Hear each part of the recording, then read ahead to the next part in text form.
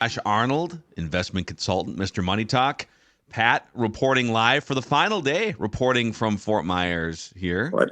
What a day, boy! Judd, you and I were wrong. We were guessing that we wouldn't see Buck until March 15th, but they're going to try it out today, see if it works. I didn't realize, I saw him play a game in St. Paul last year, right? And he played over there twice. They didn't hit him any balls. But for the Twins, what was Phil Miller's math? 554 days since he's been in center field for the Yes. Twins. Yeah. Wow. Unbelievable. He's trying to be I'll give him credit. He's trying to be as optimistic as he can. And interesting enough, the guy they got yesterday, Margot, can play center field, but Michael Taylor's a much better fielding center fielder than Margot is. So they must be fairly confident. I don't know. Because Margot is more, I think Margot is more batting for, hitting against lefties for either Wallner or Kepler, I would guess. So Yeah, although Margot, last year he only played like 150 innings in center field. The 2 years before that, he played, I think it was 800 and maybe 700 innings in center field. And his metrics, anyways, were really good as of 2 years ago. Not as good as Michael A. Taylor, but you can stick him out there. I talked to Mark Topkin, who's been covering the Rays forever and is probably one of the best beat men in the country. And he said his fielding was down a bit last year, they thought. But it is interesting. They gave him the 7 and the 10. They gave him the $19 million contract, but it was backloaded. So then when they traded Glasnow to the Dodgers, they made the Dodgers take Margot, right? Yeah. As part of the deal to get rid of the salary. But Tampa actually gave $4 million to the Dodgers, which is really weird, to make that trade for the two younger guys. And then now the Twins got that back and a little more, Falvey admitted yesterday. So I think his salary's 10 or 11, but the Twins are probably only picking up 5 of it or so. They're picking up 4. Yep, and the Dodgers, he's got a $12 million team option for 25. Yeah, that's a $2 million buyout that the Dodgers are going to pick up if the Twins buy him out. Getting that too, and the odds of the Twins not buying him out are probably a thing. But can you buy a guy out and then bring him back for half? You can't you? Yeah, right. I think so. I mean, if they like him a lot, he'll never, in the modern structure of baseball, unless he rips it up. This year, he's never going to get his 12, anywhere. But he's a good player, and I guess he's a hell of a guy, big personality, and all the Latin guys kind of assemble around him, and he's a popular guy. So we were hearing rumors that the Twins were talking to Kiki, right? Yeah. Yes.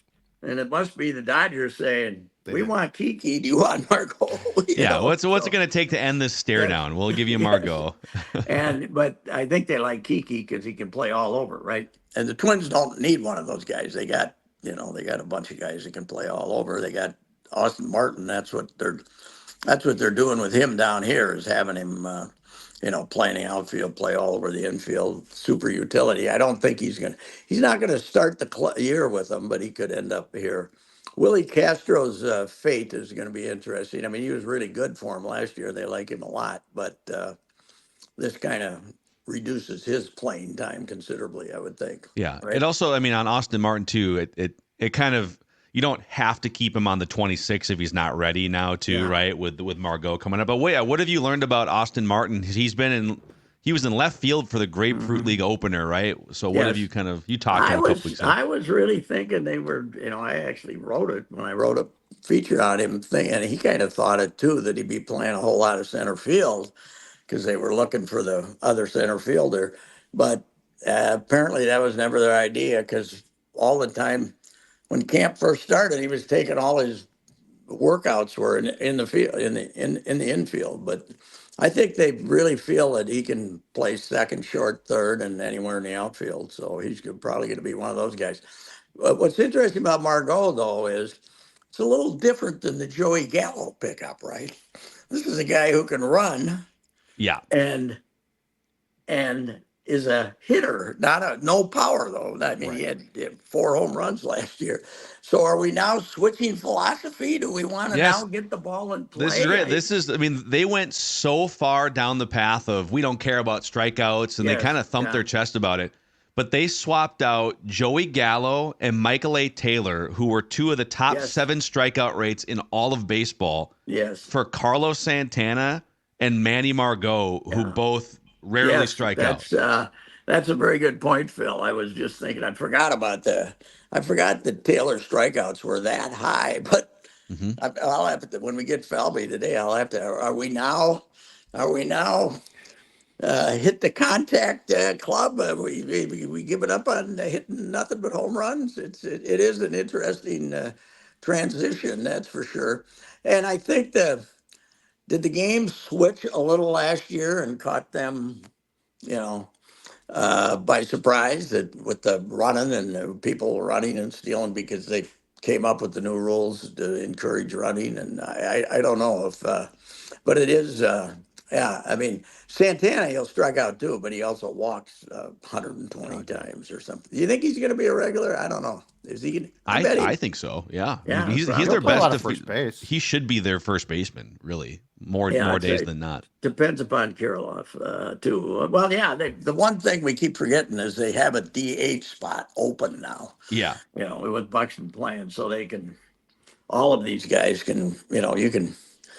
You can play a couple of them at like Kirilloff. Kirilloff's a good first. He's an okay first baseman, but he has not. I have only seen him bat 5-6 times this spring, and he's not killing the ball yet. But who knows what his is? Bringing in Santana does make you think they might be more worried about him than they are Buxton. I don't know. Well, yeah, in my classic spring training overreaction so far, Pat, through 3 days, is I believe Kirilloff again today is batting leadoff. So they're clearly trying to get him as many at bats as possible, as quickly as possible to see where he's at. And they let him. They kind of let him stay in the game the other day longer than the other guys did. So, but yeah, it's an interesting day. You're just going to sit there and just make it through 4 innings, buddy. Take it out. Is Buck going to play 4? Yeah, he'll play 4, but all right. Then they probably get his third at bat. They might let him get a third at bat. I don't know if they'll let him get a third at bat. If they get away with 4 innings, did you see? He's goofy though, man. He'll give you some goofy quotes. Did you see his quote to Phil Miller? He says, "I hope I drop one in the first inning because it always makes me concentrate more."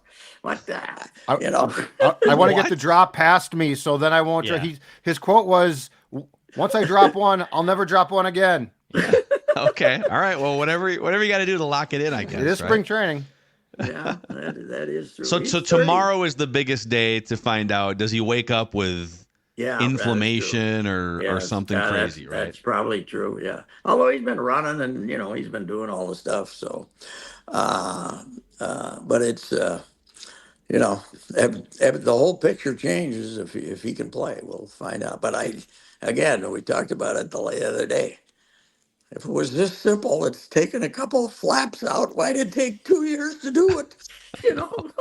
Why didn't we take those flaps? Can we look at the flap and signed off on it? That flap's no problem. Don't worry about that, Joe. Let's get done here and go. Yeah, go who's to Murray's. The flap guy? The flap guy needs to. I didn't even know there was a flap. Can we preemptively get rid of other players' knee flaps too? Just to right. Anytime, whoever found the flaps, let's send all our guys to him.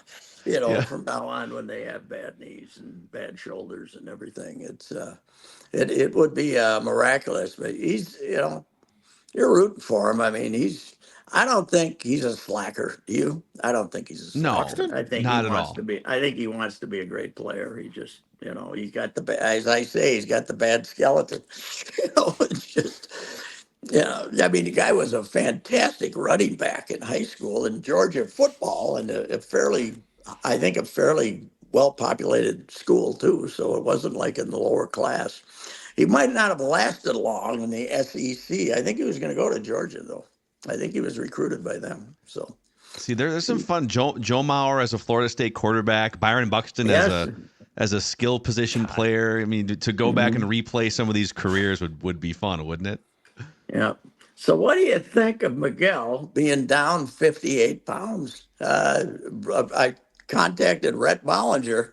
I sent Rhett a picture of Miguel and I together in 2015, and I said, one of these guys is back where he was in 2015, Yeah. And he laughed and he says, he looks great, but unfortunately, every time he's batted so far, he struck out.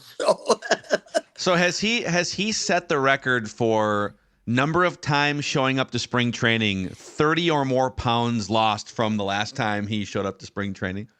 Because I know he's lost 30 pounds at least twice with the Twins. But the one year that he looked good again was pandemic. When they went home, and he went home and he celebrated the pandemic by gaining 50 pounds back, and he was never good again. But I think, were you down there this spring when he showed up? I mean, he showed up big in 16 and 17 and 18 or so. One of those years, he just showed up enormous. He was over 300, and they were in a complete panic. And I mean, he's a left tackle by nature. He could play at 300 in the NFL, don't you think? So Probably. I mean, he's played 300 in the Because majors. strikeouts are fine in football. You have to swing a bat. Across his back, he's huge. But yeah, it'll be interesting. I'm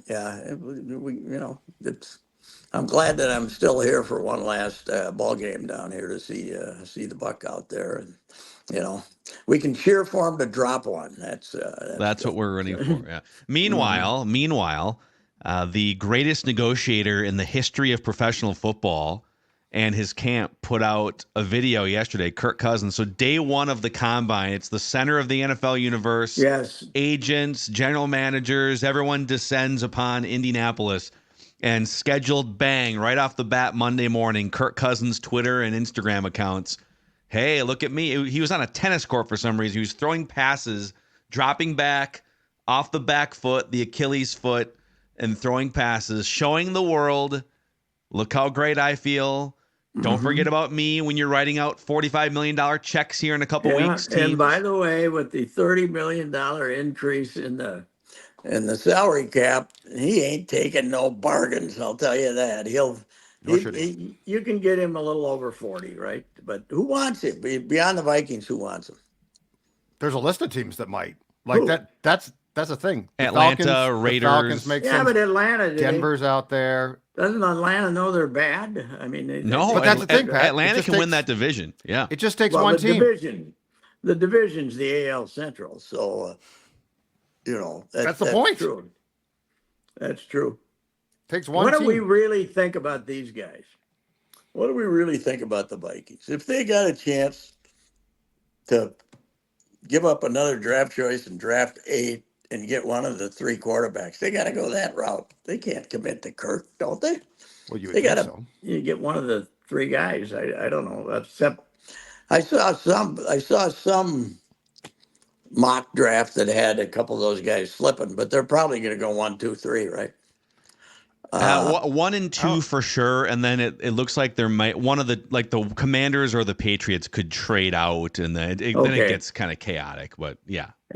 So is everybody convinced that the Bears are going to take Williams and trade Justin Fields? in his retirement column, Peter King basically sleuthed down. He thinks the Bears are going to trade that pick. He thinks the Bears. He went through a scenario where the Bears are going to trade from 1 to 2 with Washington, move down to 8, and end up with 9 first or second round picks in the next 2 years. Wow.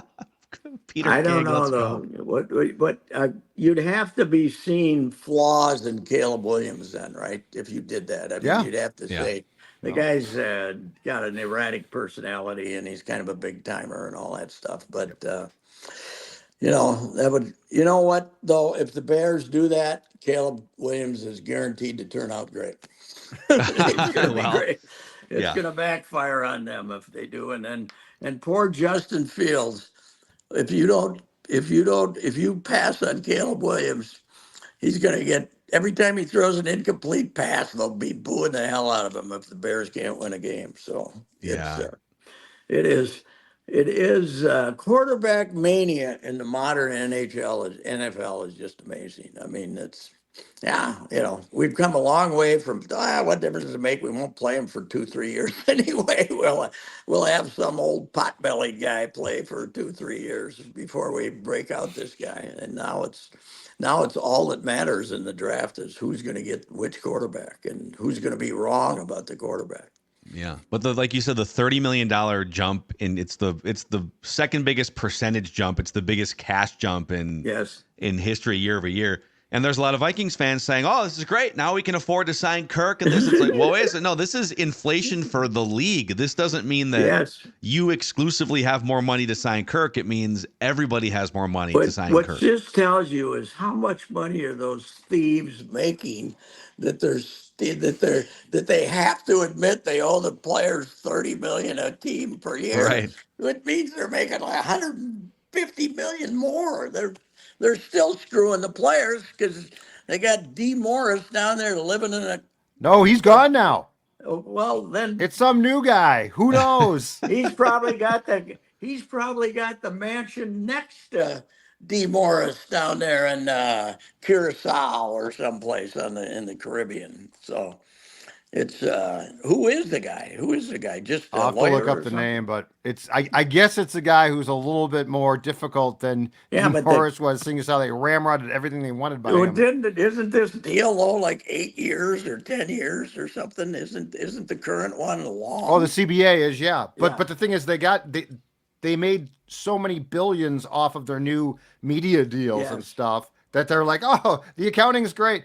This is a lot like though. Do you guys recall about 5 or 6 years ago, there was a similar jump in the NBA salary cap? Yeah. Mm-hmm. And everyone just started to throw around. They just spent the money at like stupid investments. And then like a year. Didn't Mike Conley get the highest contract in the NBA for a period? He might have. And I remember like there was a couple big men who got paid ridiculous money. And it's like, they're not even that good. Al Horford. Yeah. This reminds me of that. Yeah.